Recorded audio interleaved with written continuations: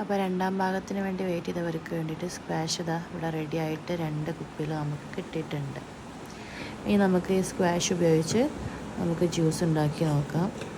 അതിന് വേണ്ടിയിട്ട് ഇപ്പോൾ ഇതാ ഗ്ലാസ്സിലേക്ക് ഒരു 2-3 ടേബിൾ സ്പൂൺ നമ്മൾ ഒഴിച്ചിട്ടുണ്ട്. ഇതിലേക്ക് നമുക്ക് തണുത്ത വെള്ളം ഇവിടെ ചേർത്ത് മിക്സ് ആക്കാം. ഇപ്പോൾ തണുത്ത വെള്ളം ചേർക്കുന്നുണ്ട്. ഒരു ഗ്ലാസ്സിലേക്കുള്ള അളവാണ് കേട്ടോ ഇത്. ഇതിപ്പോൾ തണുത്ത വെള്ളം ഒഴിച്ചു. നമുക്ക് മധുരത്തിന് ഞാനിവിടെ ഷുഗറാണ് യൂസ് ആക്കുന്നത്.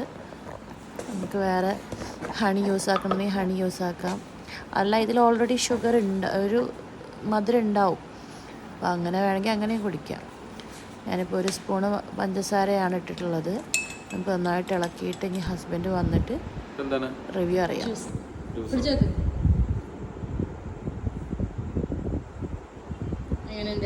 ടേസ്റ്റ് ഉണ്ടല്ലോ, പുറത്തുനിന്ന് കുടിക്കുന്ന പോലെ തന്നെ. പാലക്കാട് അവിടെയൊക്കെ പോകുമ്പോൾ ഗ്രേപ്പ് സോഡ കുടിക്കൂലേ? ഇത് സോഡ അല്ലേ, വെള്ളല്ലേ? ഓക്കെ.